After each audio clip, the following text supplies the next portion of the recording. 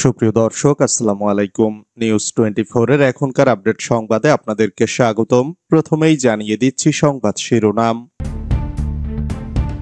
Doctor ইউনূসের সঙ্গে দেখা করতে অস্বীকৃতি জানালেন ব্রিটিশ প্রধানমন্ত্রী। আওয়ামী লীগ নিষিদ্ধ হয়নি, কিছু সময়ের জন্য কার্যক্রম স্থগিত হয়েছে, যা জানালেন ডক্টর ইউনূস। ঘেউ ঘেউ করার জন্য পুরো ইউরোপে মাত্র 20টা লোক পাইল, যা বললেন প্রেস সচিব। দেশের ক্রান্তিকালে পাশে থাকার বার্তা সেনাবাহিনীর। ডিসেম্বরে নির্বাচন না হলে আন্দোলনের হুঁশিয়ারি বিএনপির। শুধু নির্বাচন নয়, অন্তর্বর্তী সরকারের ম্যান্ডেট 3টি, জানালেন লন্ডনে ডক্টর ইউনূস। গোপালগঞ্জে বৈষম্য বিরোধী ছাত্র আন্দোলনের নেতাদের উপর হামলা। উপদেষ্টা আসিফ মাহমুদের বিরুদ্ধে তদন্ত দাবি রাশেদ খানের। এতক্ষণ শুনছিলেন সংবাদ শিরোনাম। পুরো খবর পেতে ভিডিওটি শেষ পর্যন্ত দেখুন। সর্বশেষ সংবাদ পেতে চ্যানেলটি সাবস্ক্রাইব করুন। এবার বিস্তারিত। ডক্টর ইউনূসের সঙ্গে দেখা করতে অস্বীকৃতি জানালেন ব্রিটিশ প্রধানমন্ত্রী। ব্রিটিশ প্রধানমন্ত্রী কিয়ার স্টারমার বাংলাদেশের অন্তর্বর্তীকালীন সরকার প্রধান ডক্টর মোহাম্মদ ইউনূসের সঙ্গে দেখা করতে অস্বীকৃতি জানিয়েছেন বলে এক প্রতিবেদনে দাবি করেছে যুক্তরাজ্যের সংবাদ মাধ্যম ফিনান্সিয়াল টাইমস। ফিনান্সিয়াল টাইমসের প্রতিবেদনে বলা হয়, মোহাম্মদ ইউনূস বর্তমানে যুক্তরাজ্য সফর করছেন, যেখানে তিনি সাবেক প্রধানমন্ত্রী শেখ হাসিনার শাসনামলে কথিত পাচার হওয়া বিলিয়ন বিলিয়ন ডলার পুনরুদ্ধারের জন্য সমর্থন চাইছেন।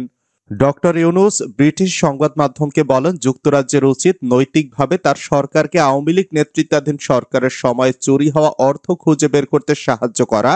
এই বেশিরভাগই বর্তমানে যুক্তরাজ্যে রয়েছে বলে অভিযোগ করেছেন তিনি। ব্রিটিশ প্রধানমন্ত্রী কিয়ার স্টারমার এখনও তার সঙ্গে সাক্ষাতে সম্মত হননি জানিয়ে ডক্টর মোহাম্মদ ইউনূস বলেন, আমার সঙ্গে তার সরাসরি কোনো কথা হয়নি, তবে বাংলাদেশের প্রচেষ্টাকে ব্রিটিশ প্রধানমন্ত্রী সমর্থন করবেন এ বিষয়ে তার কোনো সন্দেহ নেই বলেও মন্তব্য করেছেন বাংলাদেশের অন্তর্বর্তীকালীন সরকার প্রধান। ফিনান্সিয়াল টাইমসের প্রতিবেদনে বলা হয়, যুক্তরাজ্য সরকারের কর্মকর্তারা নিশ্চিত করেছেন যে ডক্টর ইউনূসের সঙ্গে সাক্ষাতের কোনো পরিকল্পনা নেই কিয়ার স্টারমারের, তবে তারা এ বিষয়ে আরও কোনো মন্তব্য করতে অস্বীকৃতি জানান। আওয়ামী লীগ নিষিদ্ধ হয়নি, কিছু সময়ের জন্য কার্যক্রম স্থগিত হয়েছে, যা বললেন ডক্টর ইউনূস।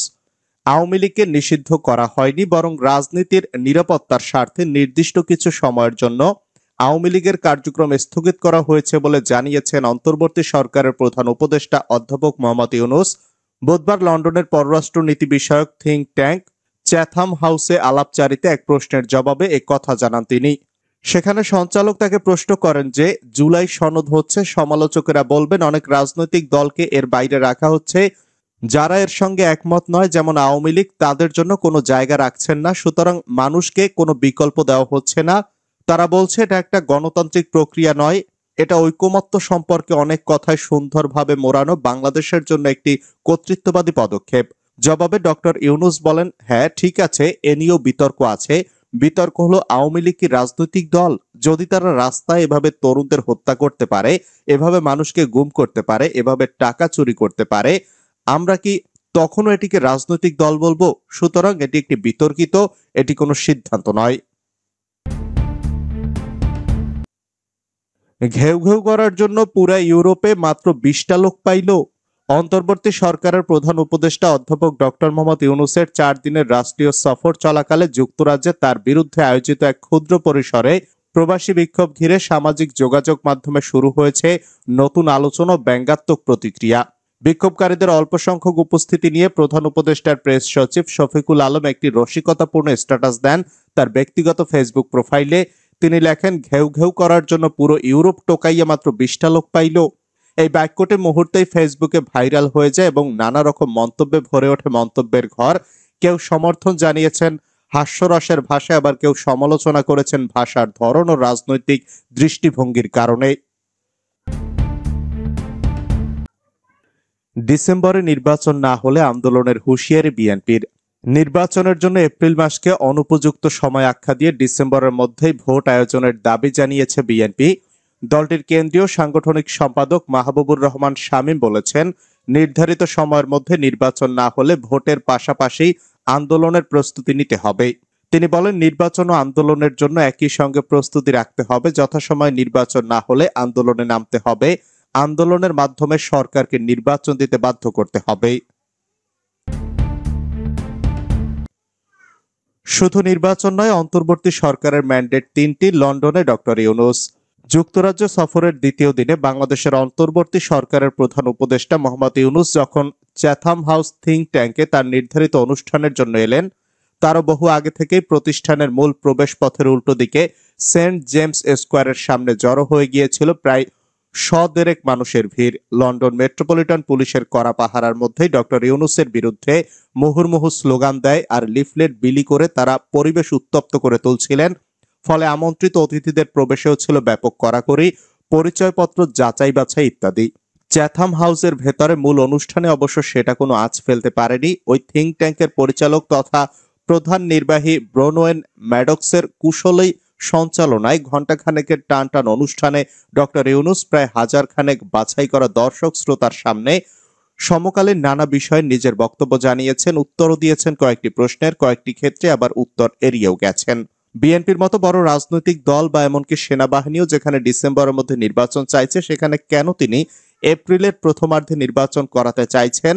এদিন লন্ডনে তারও ব্যাখ্যা দিয়েছেন ডক্টর ইউনূস। তবে নির্বাচনের পর নতুন রাজনৈতিক সরকার দায়িত্ব নিলে তিনি যে সেই সরকারের কোনোভাবেই যুক্ত হবেন না সেটিও জানিয়ে দিয়েছেন। শুধু আমি কেন, আমার মনে হয় না আমার ক্যাবিনেটের কোনো উপদেষ্টাই সেখানে থাকতে চাইবেন, জানান তিনি। নির্বাচন আয়োজন প্রসঙ্গে তিনি বলেন, আমাদের দেশের মানুষ প্রায় ১৭ বছর হলো কোনো সুষ্ঠু ও অবাধ নির্বাচন দেখেনি। দেশের তরুণ প্রজন্ম জানেই না স্বাধীনভাবে ভোটাধিকার প্রয়োগ করাটা কি জিনিস। আমরা তাদের জীবনের প্রথমবারের মতো সেই স্বাদ দেব। দেখবেন আগামী নির্বাচন হবে দারুণ উৎসাহ উদ্দীপনার মধ্যে স্মরণকালের সবচেয়ে সুন্দর নির্বাচন। নির্বাচন আয়োজনে এতটা সময় লাগছে কেন প্রশ্নে ডক্টর ইউনূস জবাব দেন, আমাদের অন্তর্বর্তী সরকারের দায়িত্ব কিন্তু প্রধানত ৩টা।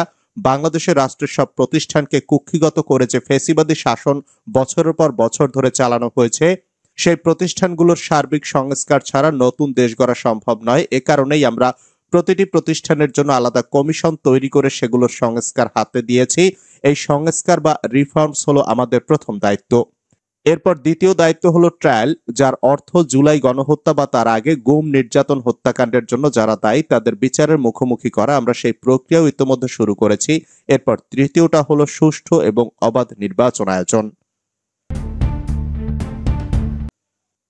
গোপালগঞ্জে বৈষম্য বিরোধী ছাত্র আন্দোলনের নেতাদের উপর হামলা। মাদারীপুরে জুলাই গণ অভ্যুত্থানে শহীদ ও আহত শিক্ষার্থীদের বাড়িতে মৌসুমী ফল বিতরণ শেষে ফেরার পথে গোপালগঞ্জে বৈষম্য বিরোধী ছাত্র আন্দোলনের নেতাদের উপর হামলা হয়েছে। মঙ্গলবার রাত ৮টার দিকে রাজৈর উপজেলার সীমান্তবর্তী গোপালগঞ্জের মুকসুদপুরের ছাগলছিড়ে এলাকায় এ ঘটনা ঘটে। এছাড়া বৈষম্য বিরোধী ছাত্র আন্দোলনের সদস্য সচিব মাসুম বিল্লাহ, আর এক সদস্য সচিব যুগ্ম আহ্বায়ক দিয়া ইসলাম ও মিথিলা ফারজানা প্রাথমিক চিকিৎসা নিয়েছেন। এছাড়া আহত হয়েছেন আশিকুর ইসলাম ও কিরণ আক্তার। তাদের হাসপাতালে ভর্তি করা হয়েছে।